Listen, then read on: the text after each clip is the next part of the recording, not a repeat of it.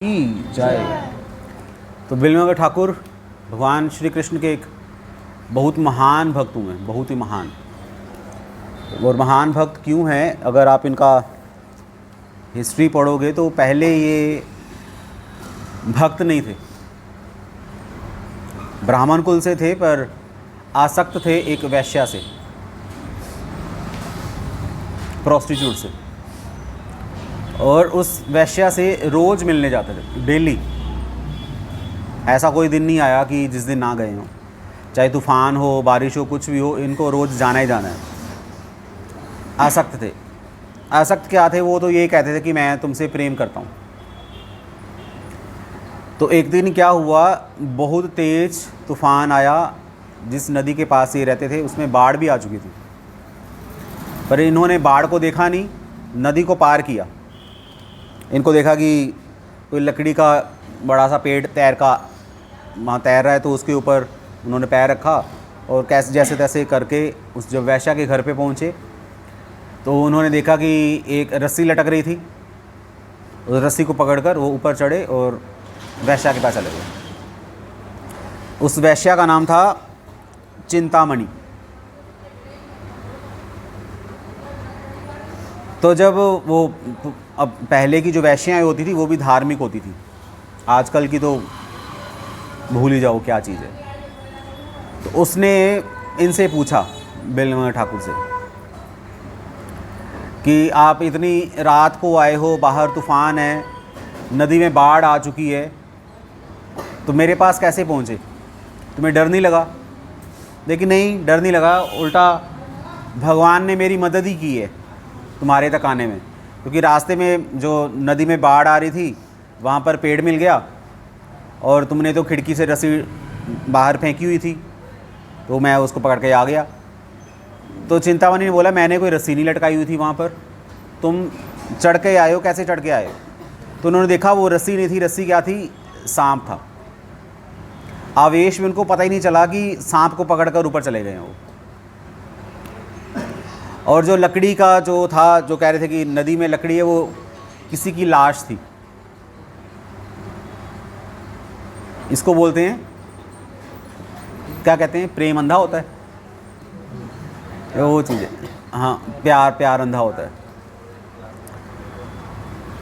तो जब चिंतामणि ने ये सुना, धार्मिक तो थी, धर्म की सेंस तो थी ही, क्योंकि पहले ज़्यादातर वैश्याएँ भगवान का गुणगान करती रहती थी अपने भजनों में। तो इन्होंने बिल्वमंगल ठाकुर को ये बोला कि तुम मुझसे इतना आसक्त हो, इस हड्डी मांस के शरीर से इतना आसक्त हो कि जो कि कुछ दिनों के बाद ख़त्म हो जाएगा। हमारा ये शरीर, जितने हमारे सबके जो शरीर हैं, धीरे धीरे करके ख़राब हो जाएंगे। आपकी कितनी एज है? वो एज कितनी है आपकी? 40। शरीर में वो जानते नहीं रही ना पहले जैसी, ख़त्म हो रहा है। इसकी भरत की कितनी एज है? 13। अभी तो चलो 13 गुना ज़्यादा उम्र है आपकी, 3 गुना ज़्यादा होगी। तो धीरे धीरे करके शरीर ख़त्म हो जाएगा। तो वैश्या ने बोला कि इस शरीर से तुम अटैच हो रहे हो, जो कि हमारे दुखों का मूल कारण है। जो व्यक्ति भी इस संसार में दुखी है, वो क्यों दुखी है? क्योंकि वो किसी ना किसी से अटैच्ड है। कोई स्त्री से अटैच्ड है, कोई पैसे से, कोई घर से, कोई अपने देश से। जो भी व्यक्ति अटैच्ड है वो संसार में दुख पाएगा ही पाएगा, ये हमारे शास्त्रों में कन्फर्म्ड है।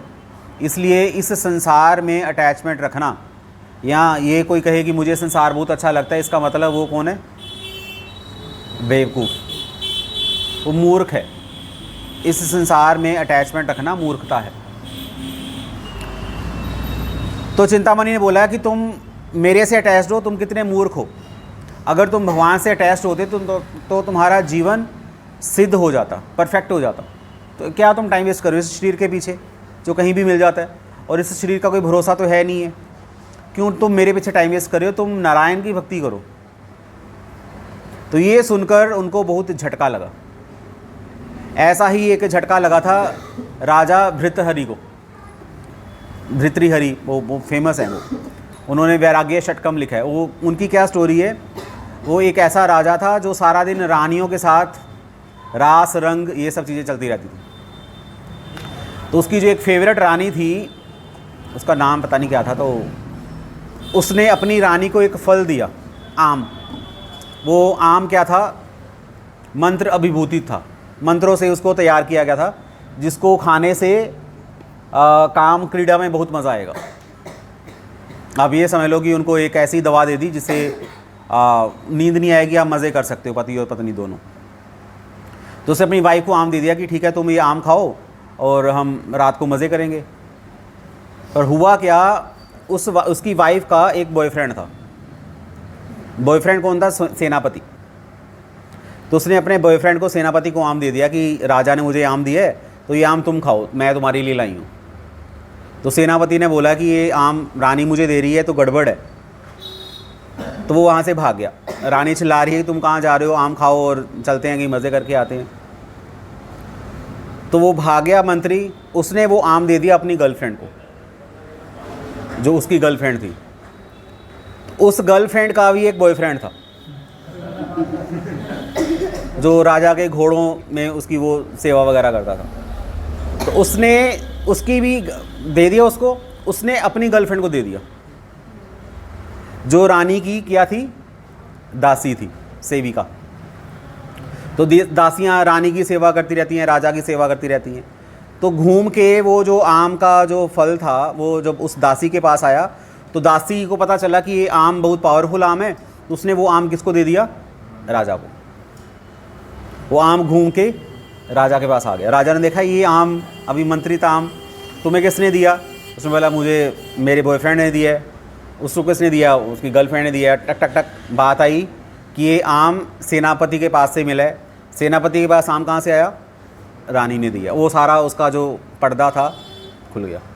तो राजा को बहुत दुख लगा।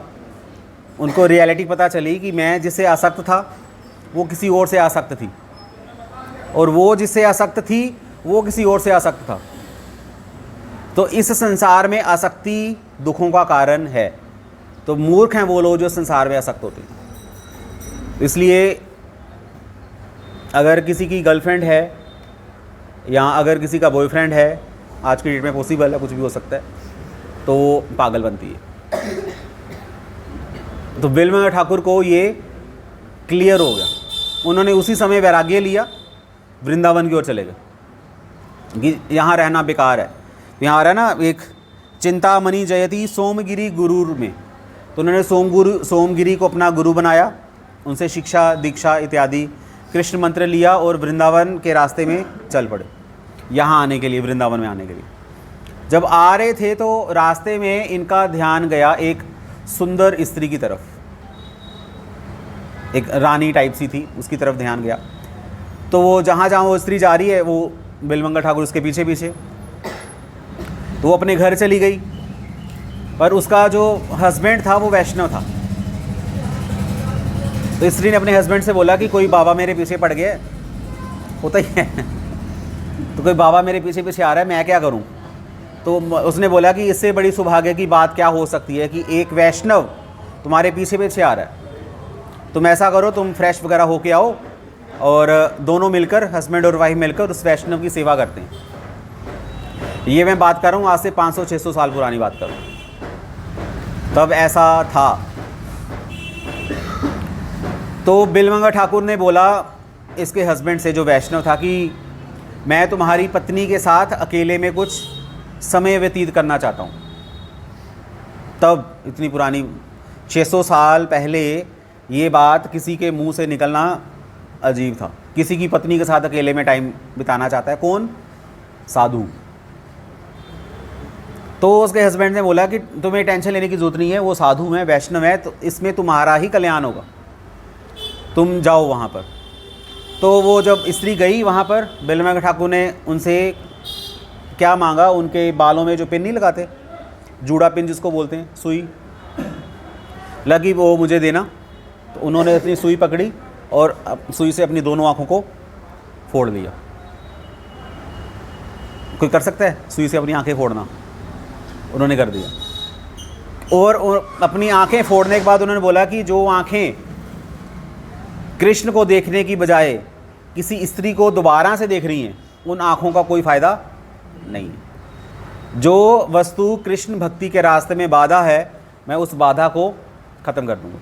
इन आँखों ने क्या किया? कृष्ण को छोड़कर किसी दूसरी स्त्री को देखा, तो उन्होंने अपनी आंखें फोड़ दी। तो वो तो स्त्री जो थी वो तो पागल हो गई, रोती रोती बाहर आई। पता चल गया कि ये ऐसा है, ये इंसिडेंस हुआ है। तो अपनी आंखें, फूटी हुई आंखें, अंधे हो गए। वो अंधे आंखों से वृंदावन की ओर आ रहे थे। तो वृंदावन की ओर आए तो हिस्ट्री में रिकॉर्डेड है कि रास्ते में उनको भगवान श्री कृष्ण मिले छोटे बालक के रूप में, उनको हाथ पकड़कर वृंदावन लेकर आए और रोज़ कृष्ण उनके साथ खेलते थे, बातें होती थी, डिस्कशंस होती थी। और श्री कृष्ण का ही ध्यान करते करते ये भगवान के धाम वापस चले गए। तो ये उनकी समाधि स्थल है जहाँ पर हम अभी बैठे हैं। अब तो ये बाज़ार बन चुका है, पहले ये बाज़ार नहीं था, वन था, वृंदावन था। तो यहाँ बैठकर उन्होंने भजन किया, उनकी समाधि स्थल है। और वृंदावन में ही उन्होंने किताब लिखी कृष्ण करनामृत, जिसका ये श्लोक मैंने अभी बोला। तो सिर्फ और सिर्फ इनका एक ही फोकस था, राधा कृष्ण की लीलाओं का गुणगान करना। तो बहुत महान भक्त हैं। श्री बिल्व मंगल ठाकुर की जय।